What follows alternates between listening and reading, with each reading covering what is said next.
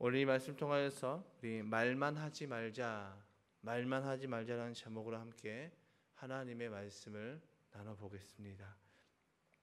옛말에 이런 말이 있습니다. 때리는 시어머니보다 말리는 시누이가 더 밉다는 말이 있습니다. 이 말의 뜻은 겉으로는 위하는 척 해주지만 속으로는 해하고 헐뜯는 사람이 더 밉다는 말이지요. 즉 말로만 위로하는 척 위하는 척 하는 사람, 그런 사람들이 더 싫다는 것입니다. 그런 사람이 어떤 사람입니까? 겉으로는 위하는 척하고 속으로는 해하는 사람, 바로 위선자이죠. 겉과 속이 다른 사람을 말하고 있습니다. 우리 주변에 이런 사람들이 있으면 굉장히 피곤합니다. 그런 사람들과 이야기하면 우리는 자연스럽게 우리의 마음속에 비판적인 생각을 가지면서 이야기를 들어주고 우리의 속을 내비치지 않습니다. 그 사람과 어느 정도 경계를 긋고 선을 긋습니다. 이렇듯 모든 사람들은 가식적인 사람을 싫어합니다. 가식적인 사람을 좋아하는 사람은 아마도 단 한 사람도 없을 것입니다. 오늘 본문에서 야고보 사도는 그런 점을 지적하고 있죠. 14절의 말씀에 나의 형제 자매 여러분, 누가 믿음이 있다고 말하면서도 행함이 없으면 무슨 소용이 있겠습니까? 그런 믿음이 그를 구원할 수 있겠습니까? 라고 반문을 하고 있습니다.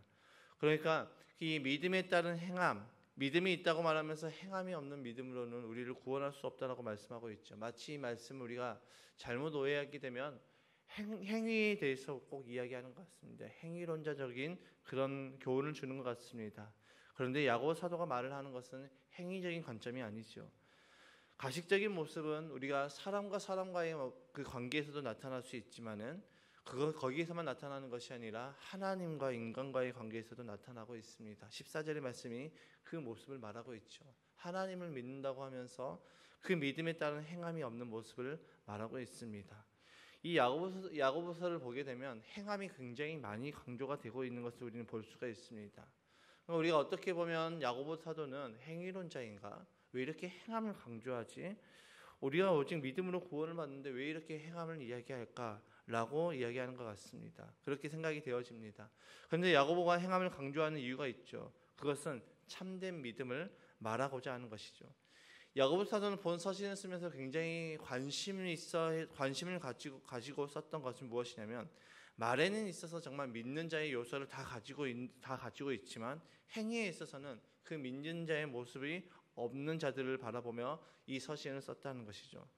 야고보 사도는 이들에게 구원에 이르는 믿음이 무엇인지 설명할 필요를 느끼고 이 서신을 썼습니다. 야고보 사도는 참된 믿음은 믿음에 합당한 행함이 나타난다라고 이야기를 하고 있죠. 그러니까 우리 안에 믿음이 있으면 그 믿음이 나타날 수밖에 없습니다. 왜냐하면 믿음은 분명한 열매를 맺기 때문이죠. 나무가 심겨진 것을 바라보고 그 나무가 어떤 나무인지 알려면 우리는 그 나무가 어떤 열매를 맺는지에 대해서 먼저 봐야 됩니다. 그 나무가 맺는 그 열매를 통해서 우리는 그 나무가 어떤 나무인지 알게 되는 것이죠. 우리의 삶의 모습을 통하여서 그 사람이 참된 그리스도인인지 아닌지를 우리는 알 수가 있다는 것입니다. 하나님께 속한 사람인지 아니면 마귀에게 속한 사람인지는 우리는 그 사람의 행함, 그 사람의 삶의 모습을 통해서 알 수가 있다는 것이죠. 그래서 야고보 사도가 말하는 이 믿음도 마찬가지죠. 진짜 믿음의 사람은 그 사람의 삶의 열매가 맺어짐을 이 서신을 통해서 말하고자 하고 있습니다. 야, 너희들이 믿음이 있어? 그러면 믿음에 따른 그 행함이 너희들의 삶 가운데서 자연스럽게 나타날 수밖에 없어. 하나님을 믿는 사람이 이전과 똑같이 살아갈 수 없음을 그대로 말씀해주고 있습니다.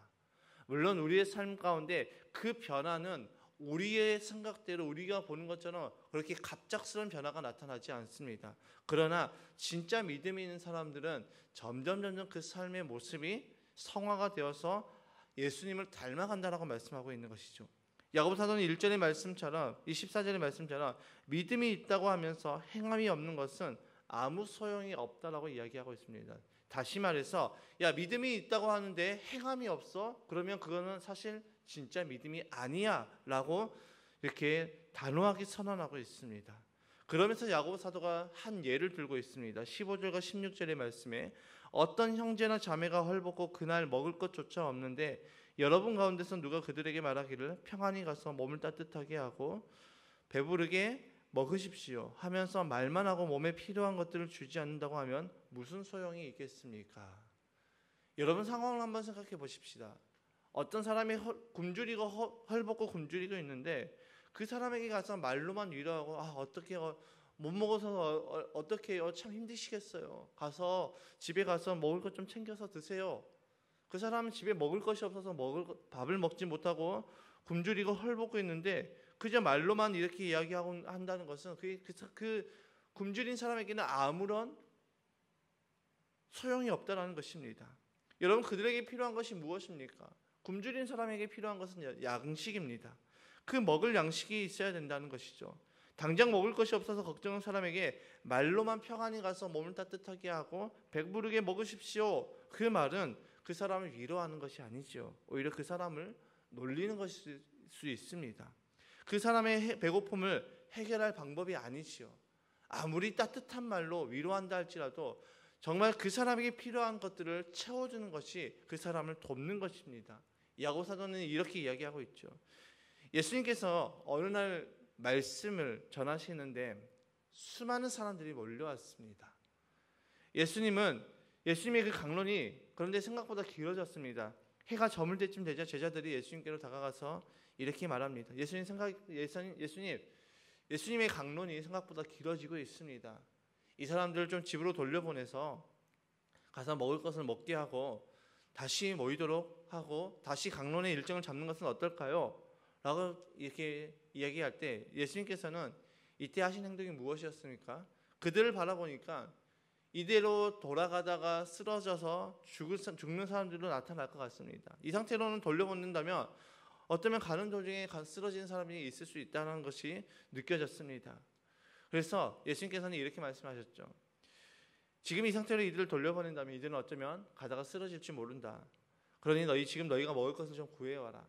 그러자 빌립이 퉁명스럽게 말합니다. 아니 이 사람들을 다 먹이려면 적어도 굉장히 많은 돈이 필요합니다.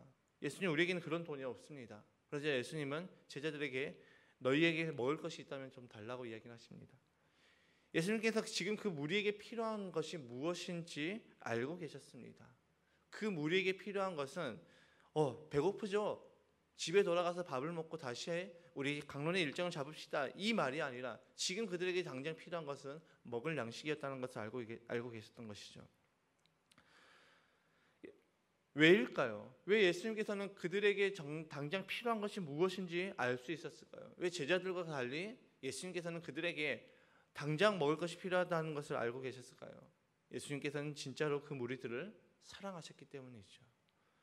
예수님의 사랑의 열매는 무엇이었습니까?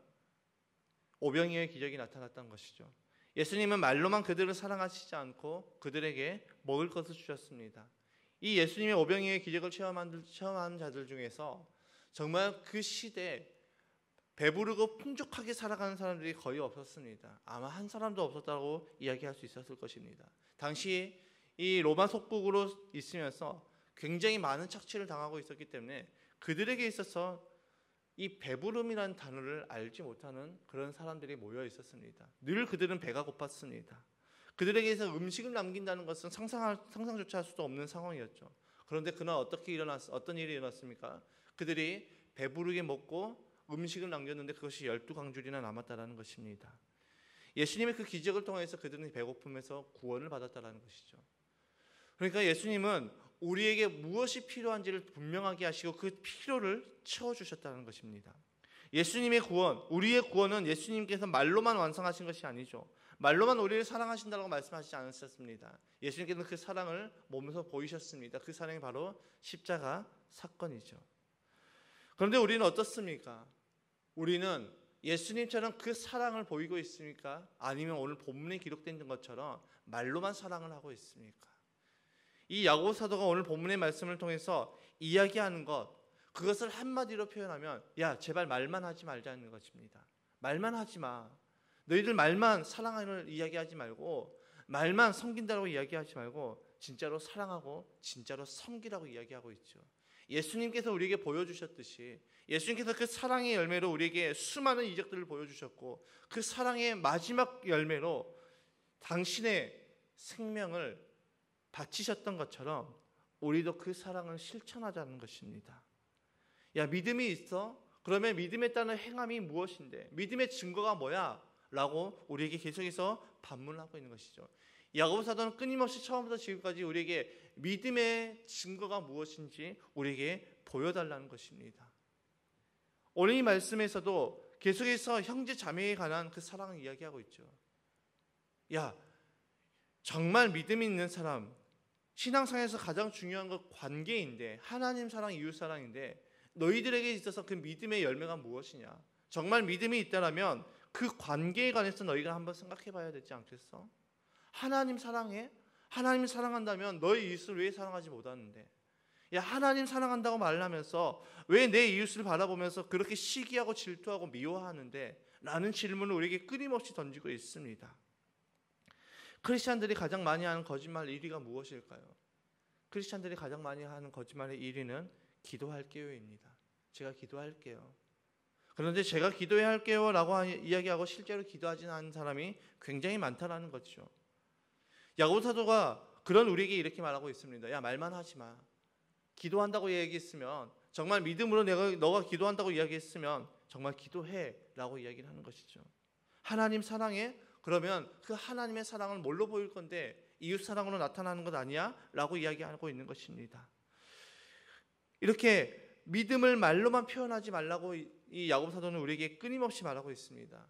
말로만 표현하는 믿음에 관해서 이 야고보 사도가 이렇게 진단하고 있습니다. 17절의 말씀에 이와 같이 믿음의 행함이 따르지 않으면 그 자체만으로는 죽은 것입니다. 행함이 없는 믿음은 죽은 믿음이라는 것이죠. 행함이 없고 말로만 하는 것은 죽은 믿음이다. 즉 믿는 것 아니다라고 이야기하고 있습니다. 여러분, 말로 사람을 구원할 수가 없습니다.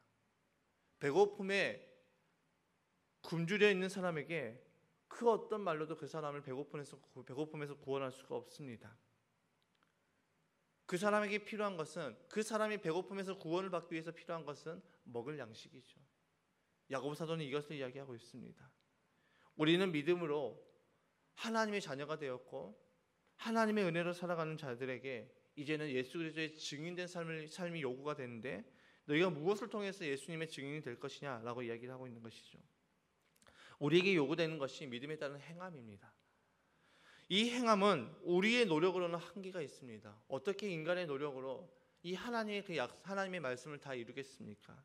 율법의 말씀을 다 이루겠습니까? 우리의 노력으로는 한계가 있습니다. 왜냐하면 우리 인간이 이기적이기 때문입니다.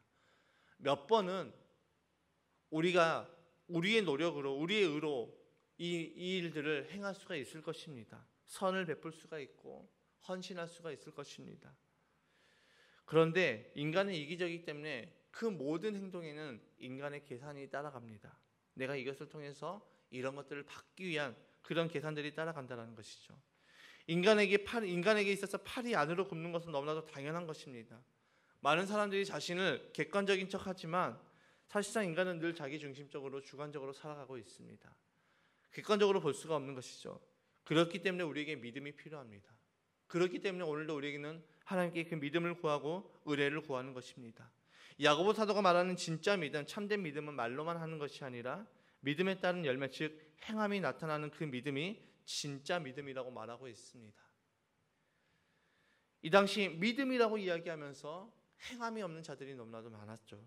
그런 자들에게 야, 진짜 믿음은 믿음에 따른 행함이 나타나는 거야. 믿음에 따른 열매가 나타나야 돼. 너희들의 열매가 뭐야? 라고 이야기를 하는 것이죠. 믿음에 합당한 열매, 즉 행함이 없다는 것은 그 믿음이 죽은 믿음이고 가짜 믿음이고 그런 믿음으로 구원에 이룰 수 없다라고 이야기하고 있죠. 사랑하는 성도님들, 말로만 믿음을 말하지 맙시다.